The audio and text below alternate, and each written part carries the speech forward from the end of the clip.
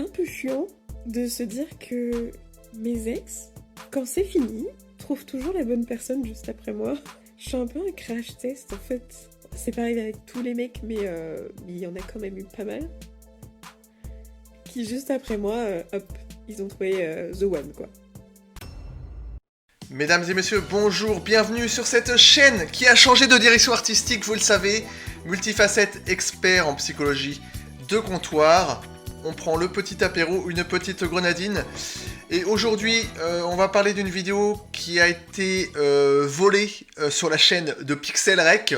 C'est une chaîne que j'ai découvert, où je trouve que il est dans le sujet qu'on explore actuellement. Donc la vidéo s'intitule « Ils m'ont tous largué, pourtant je suis une féministe !»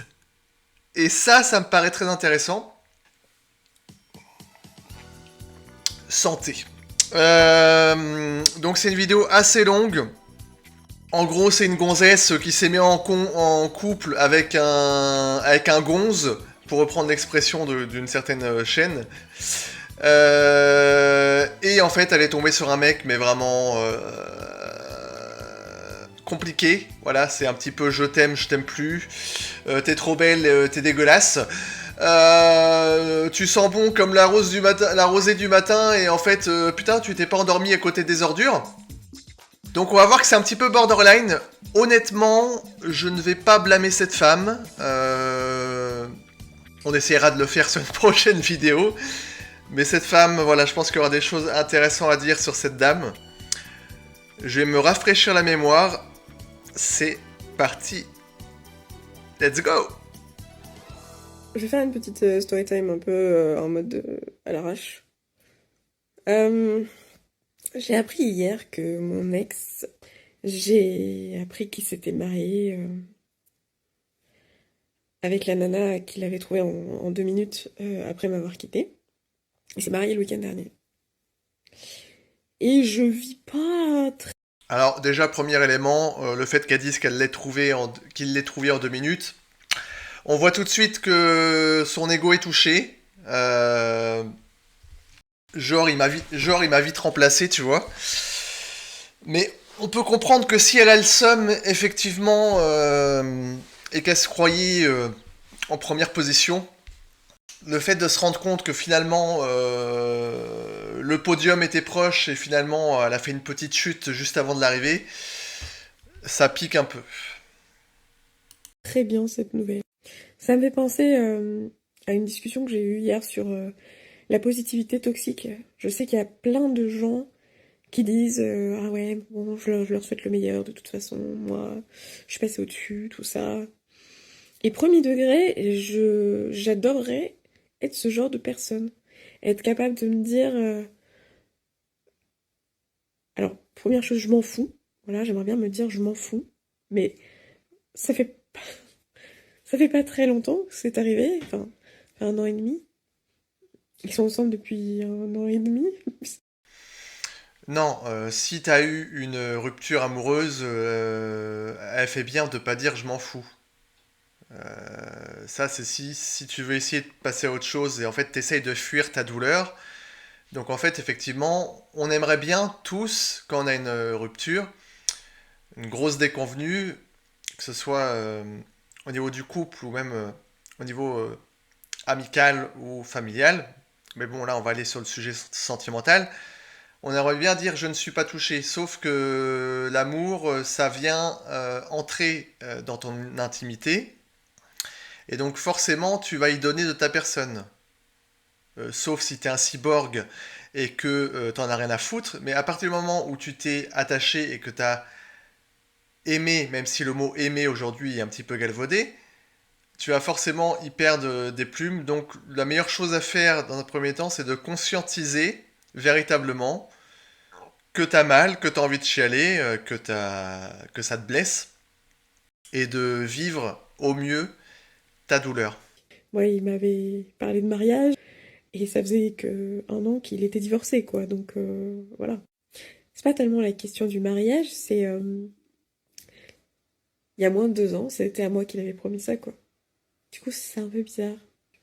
C'est pas très agréable comme sensation, j'ai remarqué. Alors j'en rigole, mais Alors, ce qu'elle est en train de me dire, ça me touche aussi parce qu'en fait, au-delà de parler du mariage, quand une personne a pu te dire certains mots qui auront été forts pour toi, qui auront renvoyé, et là je suis en écho avec elle, tu vois, à de la certitude, alors que toi tu avais peut-être même une certaine forme de réserve, euh, eh bien ça fait mal. Ça fait mal parce que tu as voulu y croire, t'as voulu en fait, comment dirais-je, donner sens non pas à ton individualité propre, mais à une nouvelle forme qui est le couple. Donc du coup, c'est-à-dire que ton identité, ta vie n'est plus simplement ton identité. Ton quotidien est devenu une identité multiple, en quelque sorte. Je sais pas si vous allez me suivre quand je dis ça, mais vous changez totalement de paradigme. Donc je pense qu'aujourd'hui, dans tous les couples, il est nécessaire en fait d'avoir quand même une certaine forme de réserve sur le fait que ça peut s'arrêter à tout moment. Mais à moitié, parce que cette nuit, j'ai pas passé une très bonne nuit. Et je sais pas si c'est vrai avec sa copine, ou en tout cas là il ressent comme ça, mais de toute façon, après il a beaucoup de problèmes, je pense qu'à un moment ça finira par ressortir, mais bon, si ça se trouve, ils vont rester ensemble toute la vie. Mais bon, moi je travaille sur moi, je suis allée voir la psy, donc et je sais quelles sont mes problématiques. Je suis loin. Là, elle souffre parce qu'elle n'a pas été choisie en fait. Elle n'a pas été choisie. Elle est en train d'évoquer le fait qu'il ait trouvé une autre que lui, qu'en plus visiblement ça fait 1 an et demi qu'il est avec. Donc forcément, là probablement, et là aussi moi je suis en écho, euh, parce qu'on a tous des blessures plus ou moins, à peu près les mêmes blessures, mais plus à un degré différent. Euh, Ça la renvoie à sa propre blessure d'abandon, à mon avis. Le fait d'être délaissé. Loin d'avoir le cul sorti des ronces de tout ça. Et oh, on se calme. C'est quoi ces grossièretés? Moi, à mon avis, c'est pour ça il l'a viré. Le cul sorti des ronces. C'est compliqué. Voilà. Aujourd'hui, je vais vous faire une petite story time. Comment je me suis retrouvée en couple avec un manipulateur profane. Alors déjà, pour savoir, je suis féministe, ça depuis longtemps. Et à ce moment-là, j'étais célibataire. Alors ça fait pas très longtemps que cette histoire s'est terminée. Ça fait 1 an, un peu plus d'1 an. Et moi, je suis hoministe depuis longtemps. Et vraiment, que le combat continue. Alors déjà, qu'est-ce que c'est qu'un profème? Un profème, c'est un mec qui se considère comme féministe ou pro-féministe, c'est-à-dire qui adhère aux thèses féministes et Je ne suis pas féministe. Je suis un bon garçon. qui défend tout ça. Donc, quand on est féministe, le problème quand on rencontre des garçons, c'est souvent que on n'a pas trop l'impression que les personnes ont suffisamment travaillé sur elles, enfin, en tout cas que les mecs ont pas suffisamment travaillé sur eux, et parfois c'est très pénible. Voilà, c'est très pénible parce que on a toujours l'impression d'être en train d'apprendre des choses à l'autre, de lui demander de se déconstruire, il y a des choses qu'on supporte. Non, mais là, en fait, elle est en train de dire qu'elle veut façonner son mec. Donc, en fait, tu es féministe, donc tu fais partie d'un cadre avec ses règles et ses dogmes, quelque part, parce qu'elle l'a bien dit, elle a utilisé, je crois, il faut, ou quand on est ceci, quand on est féministe, il y a ceci ou cela qui se passe. À partir du moment que tu sois féministe ou pas, ou tu cherches à façonner quelqu'un à ton image, tu peux pas l'aimer véritablement. Et puis, je trouve que c'est assez méprisant, en fait, de parler de déconstruction, en fait. Vous trouvez pas que c'est bizarre, en fait, de parler de déconstruction alors que vous rencontrez une personne et, en fait, elle doit t'éduquer. Parce que, en fait, Ouais, t'as bien travaillé à l'école, mais pas assez. Il y a certains devoirs que faut revoir sa copie. Oui, mais t'avais pas le bon professeur, bah voilà. Hein, t'as été à quel collège, toi? Voilà. T'aurais dû suivre les cours de Madame Martine ou de Madame Géraldine, et là, t'aurais été un, là, t'aurais eu un bon niveau. Mais là, je suis obligé de faire tout le niveau, je suis obligé de repasser derrière. C'est fatigant. Déjà que j'ai une charge mentale. Wow. Allez, continue. Comment on va l'appeler d'ailleurs celle-là? Comment on pourrait l'appeler Je sais pas si elle l'a dit. J'ai envie de l'appeler Cathy ou Catherine. Non, Cathy, je connais une Cathy. On va l'appeler euh, Jessica. Allez, c'est parti, on écoute Jessica. Plus aussi chez les hommes et voilà, c'est compliqué quoi. Et voilà, après moi je demandais pas forcément quelqu'un qui soit militant ou quoi que ce soit, mais j'avais quand même envie de quelqu'un qui comprend, qui était voilà, qui allait pas me dire not all men tout le temps, qui allait pas me poser trop de questions non plus, qui allait accepter le fait que je sois féministe. Voilà, on cherche peut-être un peu plus longtemps. Je me mets sur les applis, je commence à discuter. Mais est-ce que tu acceptes que lui il soit pas féministe? Parce que au vu de ma première écoute, le mec il est pas féministe du tout. Hein. Vous allez voir. Avec ce garçon qui est arrivé à Montpellier, je crois, moins de 2 ans auparavant, qui a une fille. Donc moi ça me dérange pas. Voilà, il a été marié, tout ça. Très bien, ok, chacun a son passé. J'ai pas de problème avec ça. Son ex est enceinte d'un ami à lui. Parce qu'elle s'est barrée pour un pote à lui. Et plus le temps passe, et plus je me rends compte qu'il ne vit pas très bien cette grossesse de son ex. Donc j'essaye de pas être chiante, mais c'est vrai que ça, c'est compliqué. Je rencontre son ex, on discute, ça se passe très bien, mais le soir, je suis pas très bien, je me dis, j'arriverai jamais à avoir cette place-là dans sa vie, et on commence à en parler. Le mec qui me parlait de mariage toutes les 2 secondes, donc il me dit mais non t'inquiète pas machin, voilà je t'aime blabla. Mais par contre, je crois que je veux plus jamais me marier. Alors je dis pardon. Je dis ah ok. Il me dit non mais toi ça va, ça fait pas depuis ton enfance que t'as envie de te marier donc bon, tu peux bien tirer un trait sur ça. C'est pas si grave quoi. Je dis écoute moi c'est pas que ça soit un truc hyper grave. Alors là, le problème, et je vais la rejoindre, c'est qu'il lui a créé une projection en fait. C'est pas comme si dès le départ, lui, il avait dit qu'il souhaitait attendre ou qu'il n'était pas trop pour le mariage par rapport à telle ou telle chose. Je sais pas, moi par exemple, ses parents à lui étaient mariés puis ont divorcé, ou il a eu une mauvaise expérience, etc. Là, il lui a mis dans la tête d'une manière ou d'une autre qu'en fait il voulait l'épouser.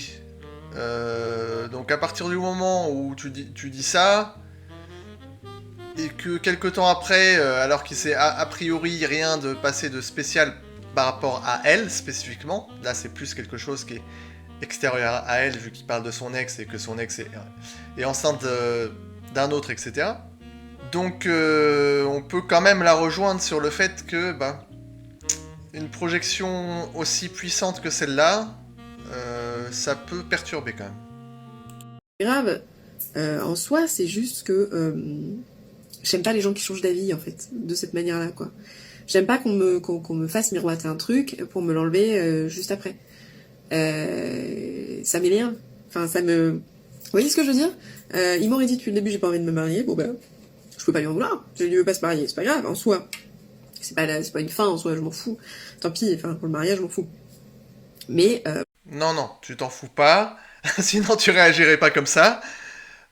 Effectivement, si t'en avais pas parlé dès le début, peut-être que tu t'en foutrais parce que t'aurais pas eu cette projection. Sauf qu'en fait, il te l'a créé, et là, du coup, t'as le seum. Pour le coup, ça se comprend. Et c'est là qu'elle aurait commencé à prendre une certaine distance, et vous verrez après qu'elle elle l'a pas pris cette distance.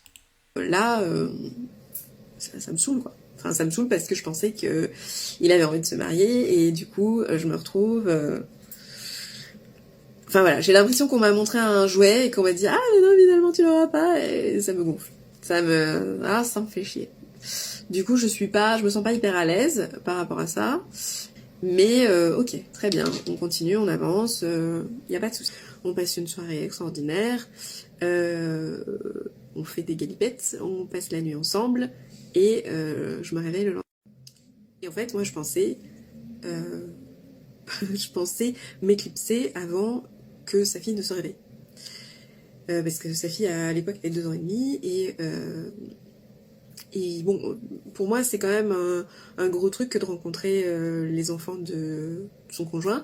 Et là, pour moi, on avait juste passé une nuit ensemble. Donc, qui est une gamine adorable, hein, vraiment, voilà. Ah, alors effectivement, a dit un point intéressant. Quand vous avez des enfants, c'est plus du tout le même game que lorsque vous êtes sans enfants, en fait. Parce que quand tu t'engages avec quelqu'un, moi, lors de ma dernière relation, ça a duré un certain temps, c'était une relation très intense, mais elle a jamais rencontré mon fils. Et c'est même mieux, parce que finalement, tu vois, ça s'est terminé. Donc, par rapport à l'enfant, le fait qu'il puisse s'attacher, et d'ailleurs, il y a une chose que vous devez savoir aussi, quand vous êtes en couple avec quelqu'un pendant un certain temps, et qu'il côtoie vos enfants, puis ça se termine, le mec ou la meuf qui a côtoyé vos enfants a le droit de dire qu'il y a un attachement par rapport à cet enfant et peut demander une sorte de droit de visite en fait pour continuer en fait à les voir. Et j'ai envie de dire parfois même indépendamment du désir réel de l'enfant. Attendez vraiment un certain temps assez conséquent avant de vraiment présenter aux enfants. Ça, je pense que la majorité des personnes le font quand même, j'espère. Parce que le jour où c'est terminé, les enfants, en fait, ils se construisent avec quoi? Les enfants, ils ont besoin de cadre, ils ont besoin de structure. On a beaucoup évolué dans notre société par rapport à ça, où avant c'était peut-être trop rigide, certainement d'ailleurs, trop strict, etc. Et aujourd'hui, on est un peu dans un truc à l'opposé et à l'extrême. Donc si tous les 4 matins, tu rencontres quelqu'un et puis il y a Jean-Paul, Bernard et Roberto qui viennent en l'espace de 2, 3 ans, 4 ans, 5 ans, c'est déjà trop. Parce que lui, l'enfant, il va se construire avec ce cadre-là. Et ça va créer un mode d'attachement, à mon avis, dysfonctionnel. On continue. Et en fait, elle m'adopte tout de suite, elle vient, elle se pose sur mes genoux, et elle me demande de lui lire un livre. Et en fait, on n'a même pas encore petit déjeuner, j'ai passé une nuit avec lui, voilà. Et en fait, je me retrouve dans cette position où j'aurais dû dire quelque chose, hein, j'aurais dû dire non, en fait, c'est beaucoup trop tôt. Et à l'intérieur, je ressens un peu de panique, mais en même temps, ça a été si fluide que je me dis, ça doit être comme ça que ça doit se passer parce que, en gros, tout va bien. À partir de ce moment-là, on se voit tous les jours. Là, elle a fait une première erreur. Ça a été fluide, mais en fait, ça a été imposé. Donc, l'enfant, bien évidemment, les enfants sont purs, généralement, hein. Donc, c'est pas elle ou lui qui va te rejeter à cet âge-là. Mais bon, là, on voit que ça commence à se compliquer un petit peu. Tout le temps, qu'il y ait sa fille ou pas, on se voit quasiment tout le temps. Voilà, moi j'ai ma saison aussi qui a commencé déjà, ma saison de mariage, oui, parce que je suis photographe de mariage, c'est aussi important pour la suite. Voilà, moi il faut savoir que j'ai jamais été trop comment dire, je sais pas, je voulais pas forcément d'enfants jusqu'à mes 30 ans, donc c'était un peu un sujet compliqué. Je commençais à avoir envie d'être mère, mais en théorie, pas forcément, pas forcément dans mon corps, quoi. Éventuellement, après, moi de toute façon, j'ai toujours dit que je voulais pas faire un enfant comme ça. Je voulais faire un enfant avec quelqu'un qui me donne envie d'avoir un enfant. Enfin, je suis pas quelqu'un qui a un truc comme ça très fort, un besoin de faire des gosses énormes. C'est pas, voilà, mais voilà. Ça me fait penser au mariage. Elle n'avait pas besoin de se marier, mais quand il lui en a parlé, c'est devenu tout de suite plus intéressant. Et là, on a l'impression que c'est la même chose pour les gosses, en fait. Elle était pas spécialement pour, mais bon, maintenant que la petite fille est là, peut-être que je voudrais bien être mère. Donc vous voyez, quand vous avez des avis tranchés comme ça, parfois, surtout pour les femmes qui sont beaucoup plus émotionnelles que les hommes, vous aurez tendance, par amour, hein, à changer d'avis. Voilà. Alors des fois, ça peut être bien de changer d'avis, pas toujours. Bon bref, j'avais 34 ans à l'époque, et j'avais envie de me poser. Pour la question du mariage, c'est un peu ridicule, mais à force d'être photographe de mariage, j'avais envie de faire une grosse stuff avec mes potes, j'avais envie de faire un truc sympa. En vrai, c'est pas, enfin pour moi, c'est largement pas le plus important, mais c'est vrai que je me suis toujours dit, je sais pas si un jour je rencontrerai un mec assez dingue pour me demander un mariage. Et en fait, on a cette connexion intellectuelle où je me dis, voilà, c'est quand même un mec, tout va bien quoi. Il y a pas de red flag, il est papa, il s'occupe trop bien de sa fille, il est militant, enfin. C'est quelqu'un de déconstruit, c'est quelqu'un qui, enfin voilà, en plus il est fou amoureux de moi et tout ça, et je commence à rapidement à me dire que voilà, que j'ai envie de tout ça avec lui quoi. Donc évidemment c'est beaucoup trop rapide, on est d'accord, je suis tout à fait d'accord avec vous. Cependant, bah voilà, des fois une espèce de coup de cœur, voilà, les choses vont vite et tout va vite. Et il me demande de t'emménager avec lui. Enfin voilà, on se dit qu'on va emménager ensemble très rapidement.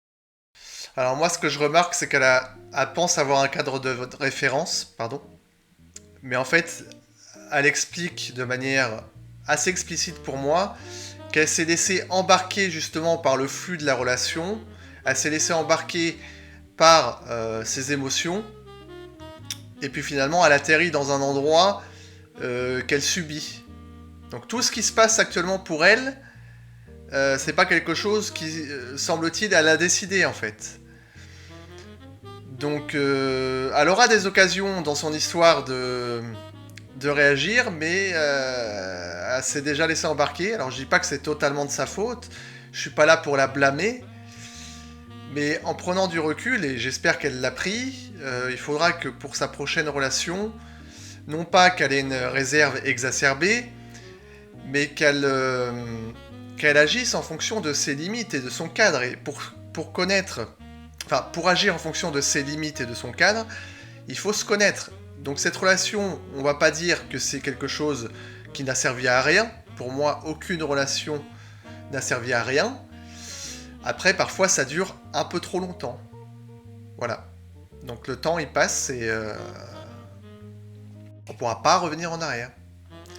Donc plus tôt tu te rends compte en fait de ce que tu es capable d'accepter ou non, de ce qui te convient et de ce qui ne te convient pas, plus tôt tu pourras soit recadrer la relation pour instaurer des nouvelles règles communes, d'accord, mais ça doit partir de toi, il doit y avoir des discussions, ou alors vous arrêtez la relation parce que ça ne te convient pas.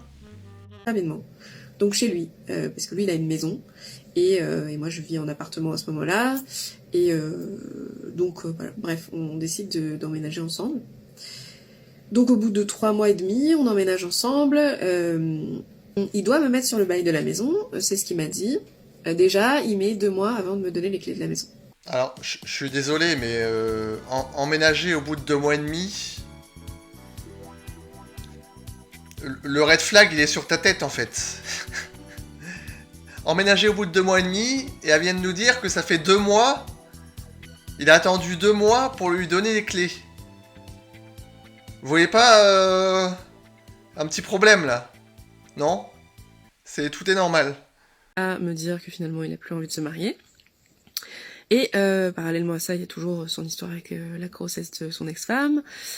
Donc moi je suis là, j'ai l'impression que c'est un peu une victime parce que son ex-femme l'a quitté pour un pote à lui, que c'est horrible, qu'il s'est retrouvé seul avec sa fille, tout ça.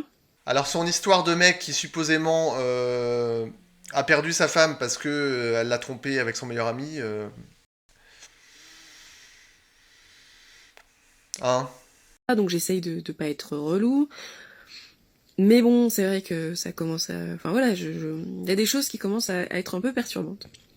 Notamment, donc pendant les 3 premiers mois, juste avant que j'emménage avec lui, il était vraiment dans ce que j'appellerais plus tard du love bombing, c'est-à-dire je t'aime, je t'adore, je n'aime que toi, je veux être qu'avec toi, t'es incroyable, t'es génial, machin, etc. Ça en permanence. Et à partir du moment où j'emménage chez lui, il commence à y avoir des choses un peu subtiles qui se passent. Qu'est-ce qui se passe ? Bah, il commence à me dire des choses pas très cool. Déjà, bon, je suis quelqu'un, je vous le montre pas forcément, mais je suis plutôt mid-size. Ça veut dire que j'ai du bide, quoi. Je suis pas mince, je suis pas une fille mince. Et il commence à me faire comprendre que ça serait bien qu'on aille faire du sport, tout ça, parce que je fais pas assez de sport. Et puis un soir, donc on avait l'habitude de regarder des séries, Alors je suis obligé de réagir sur ça parce que moi ça m'est arrivé aussi justement.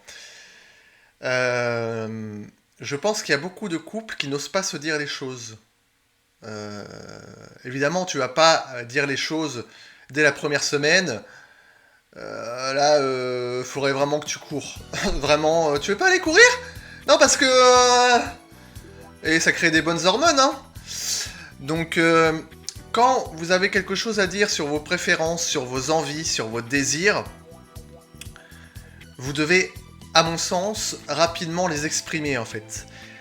Si la personne en face n'est pas en capacité, par ego, par blessure, d'accueillir ce que vous avez à dire, ça se terminera.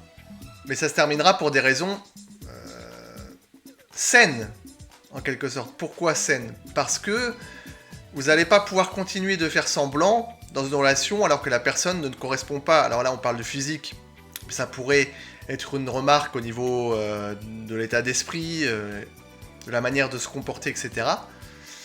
Pour moi, un couple sain doit pouvoir tout exprimer. Après, si ça ne correspond pas aux valeurs profondes de la personne que vous avez en face, eh ben ça sera très bien. Parce qu'à ce moment-là, vous n'allez pas continuer une relation qui ne sera que des faux semblants, en fait.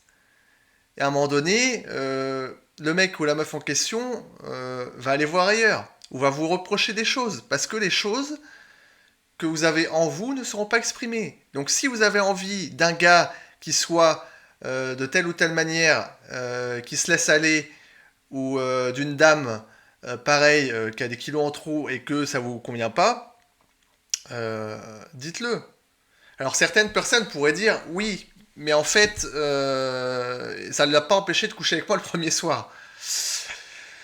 Oui, mais il y a une différence entre coucher avec toi le premier soir et continuer la relation.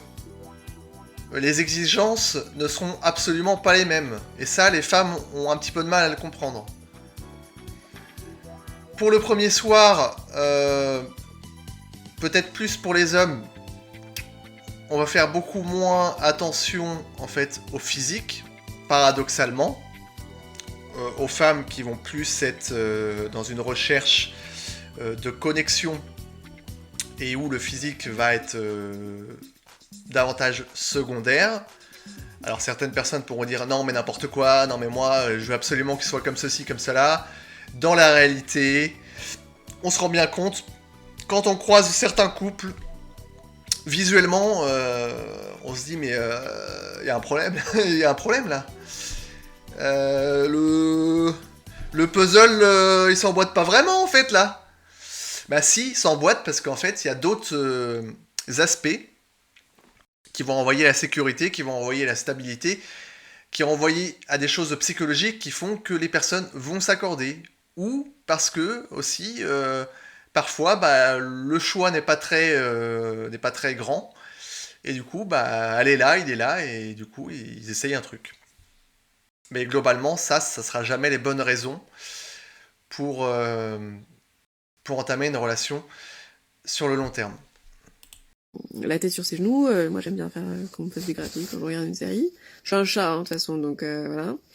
Et le gars me dit, alors bien que c'était pas en train de se rouler des pelles, hein, je précise, que je sens la maladie et la mort. Alors là, je suis choquée. Alors sur le moment, je rigole, je lui dis mais c'est une blague. Il me dit non, tu sens mauvais. Hein? Pardon. Il me dit oui, mais enfin voilà, donc je dis rien jusqu'à la fin de la série, j'enlève juste sa main de mes cheveux. Je lui dis non, là, ça va aller. Et je lui dis attends, mais tu cherches à ce que je te quitte? Il me dit non, mais en fait, tu comprends, faut vraiment qu'on puisse être ouvert et qu'on puisse parler de ces choses-là. Alors là, effectivement, là, on est dans un énorme red flag de sa part, au mec. Je disais tout à l'heure qu'effectivement, il fallait se dire les choses, mais là, c'est simplement quelque chose de méchant. C'est méchant, c'est gratuit, et ça n'a aucun sens. Enfin, quelle est l'intention derrière ce qui vient d'être dit là?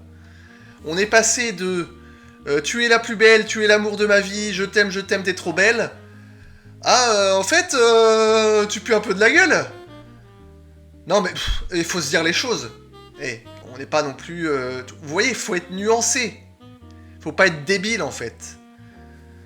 Donc là, elle a évidemment bien fait d'être choquée, mais on va voir par la suite, me semble-t-il, que ça n'aura pas encore été suffisant.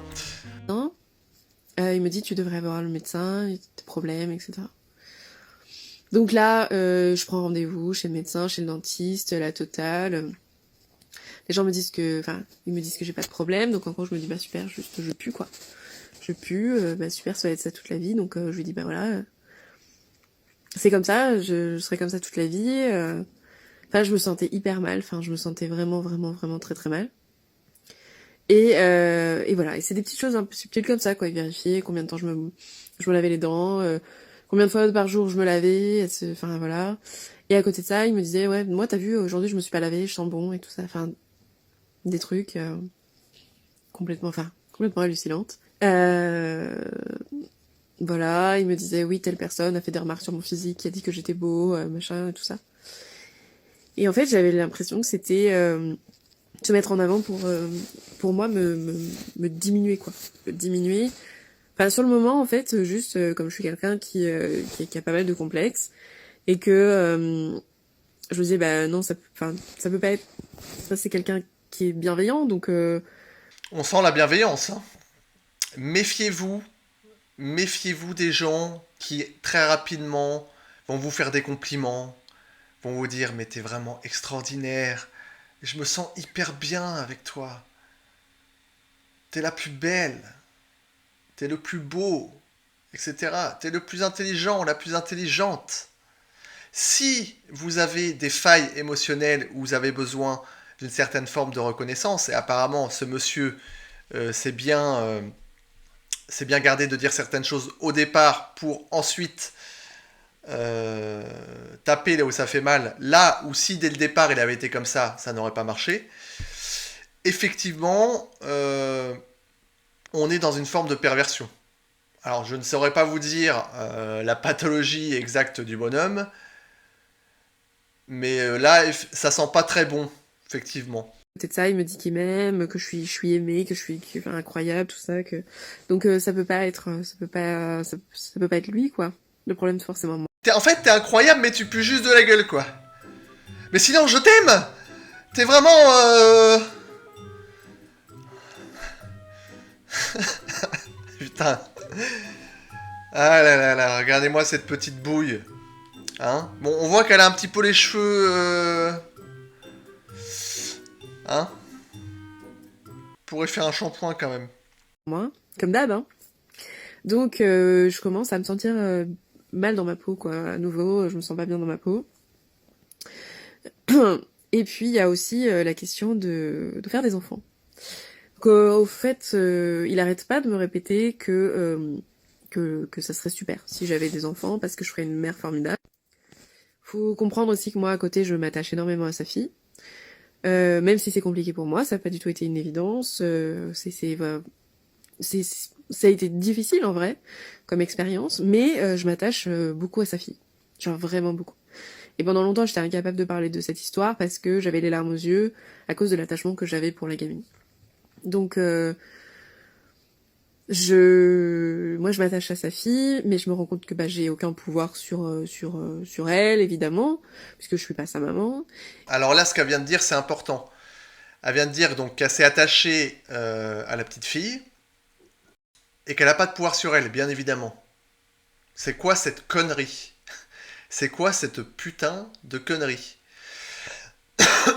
Si vous voulez un couple qui soit sain, et au-delà du couple, une famille recomposée qui soit saine et harmonieuse, et ça va concerner beaucoup plus les mères, vous devez donner une certaine forme d'autorité au beau-père. Comment voulez-vous avancer si en fait la mère va dire ceci, le beau-père va dire cela, et qu'en fin de compte on est deux sons de cloche en fait. Il y a une, je sais pas comment vous dire, il y a quelque chose qui va pas en fait dans ce truc-là qui me paraît hyper important. Au début, souvent vous allez dire non mais moi je cherche pas un deuxième papa, il en a déjà un. Mais il est là le problème. Il en a déjà un, mais il est pas là. La plupart du temps, il est pas là. Alors si vous êtes en garde alternée, c'est déjà bien. Mais si vous avez la garde exclusive, et ça va avoir encore plus de poids dans ce cadre-là, si tu rencontres une personne qui devient le beau-père, comment voulez-vous avancer en harmonie avec avec un beau-père qui n'a aucune autorité parce que la mère ne lui autorise pas sur son enfant? Comment voulez-vous qu'il y ait une structure, un cadre de référence? Comment voulez-vous que l'enfant considère cette personne comme un cadre de référence structurant? Ça n'enlève absolument pas la légitimité du vrai père quand il va voir sa fille ou son fils. Mais sa mère ayant refait sa vie, dans ce contexte-là, doit faire comprendre à ses enfants qu'elle est amoureuse qu'elle est en couple, qu'elle a refait sa vie, et que maintenant la vie familiale c'est avec elle et le beau-père. Alors évidemment, si on tombe sur un beau-père dysfonctionnant et que il va avoir des mauvais traitements, que ce soit physique ou à travers les mots, là évidemment, enfin là autant s'arrêter tout de suite, et j'espère que vous arrêterez tout de suite dans ce cadre-là. Mais le beau-père est là pour vous aider. Le beau-père est là pour vous, et le beau-père est là pour vous aider dans l'éducation de vos enfants. Ou alors c'est clair vraiment dès le début, ça va pas être ambigu, et vous allez clairement dire écoute, moi je veux bien qu'on soit en couple, par contre, voilà, il n'y a aucune autorité, il n'y a pas un semblant d'autorité, et on fait pas semblant d'avoir une autorité un jour sur deux.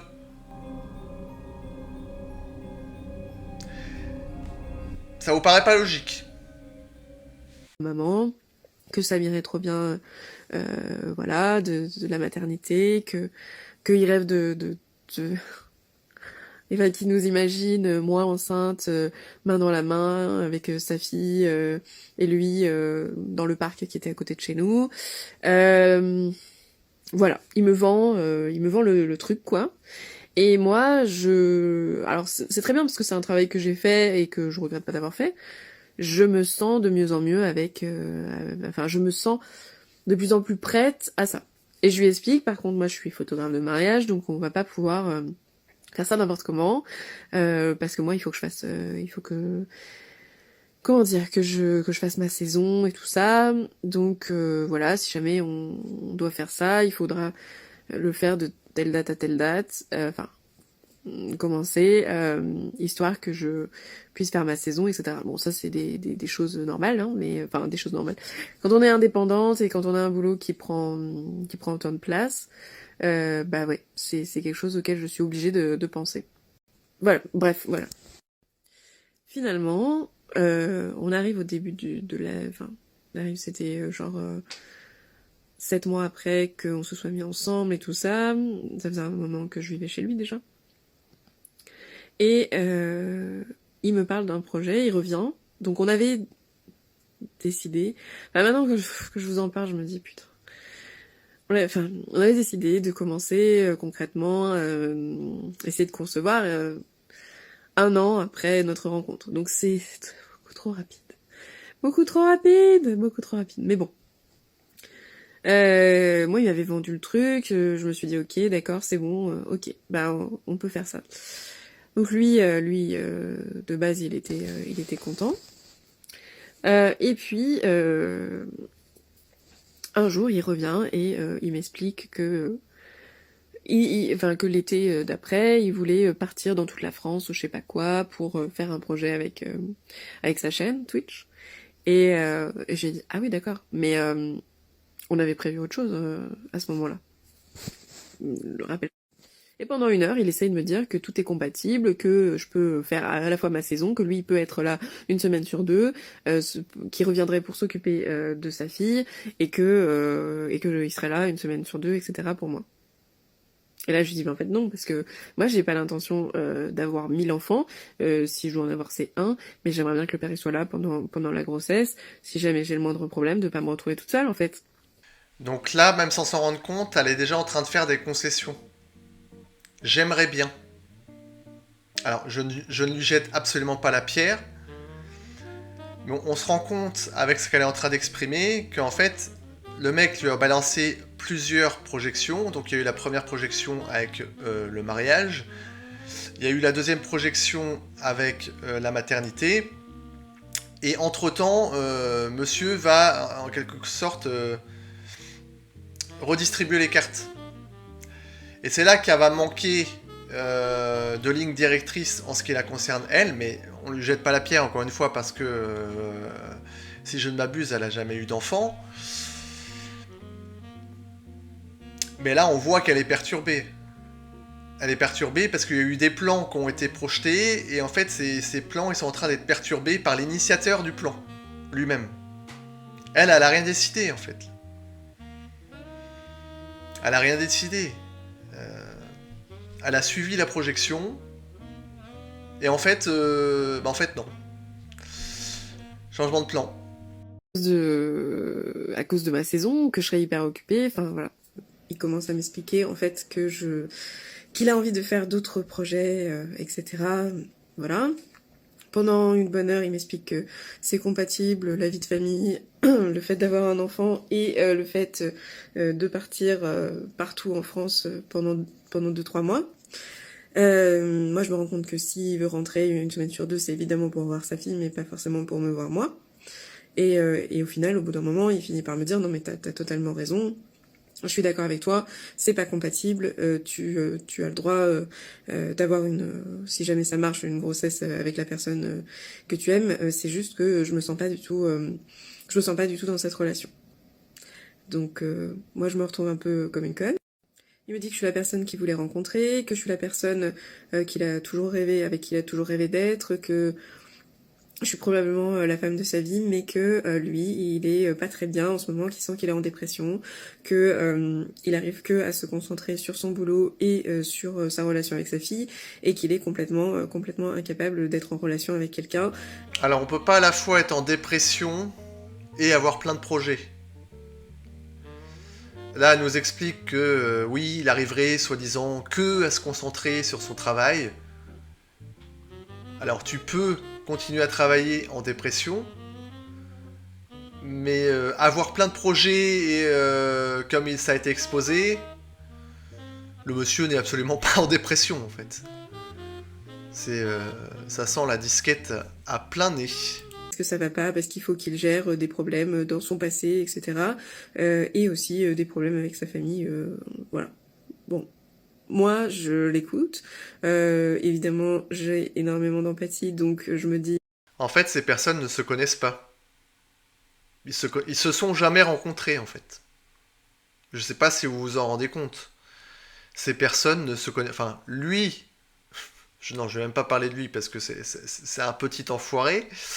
Mais elle ne le connaît pas. Elle renvoie beaucoup de naïveté, là, en fait. Et l'empathie, au bout d'un moment, faut arrêter d'en avoir, en fait. Tu seras une bonne personne. Tu seras la victime. Tu seras la fille qui raconte ses déboires sur Internet. Ton empathie ne t'a servi strictement à rien. Je t'inviterai plutôt à avoir du discernement.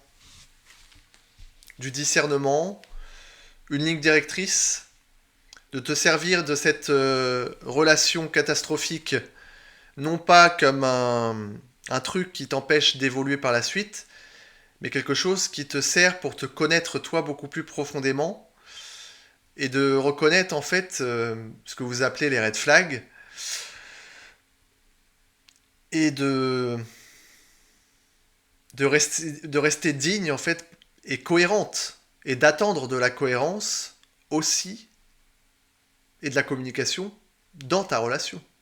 Parfois, c'est vrai que ça peut arriver qu'il y ait une forme d'incohérence dans les relations.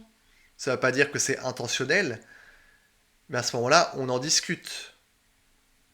Et on garde une certaine distance. Mais quand on est pris dans ses émotions et dans ses blessures, c'est beaucoup plus compliqué d'avoir ce discernement.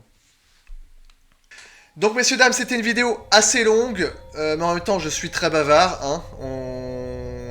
On est beaucoup plus long qu'avant, mais je suis dans une ligne, moi, directrice tout autre, donc même en dépression, oui, parce que je suis en dépression, ça ne se voit pas, mais je suis en dépression, et le seul truc que je suis capable de faire, c'est des vidéos de relations femmes-hommes, quoi.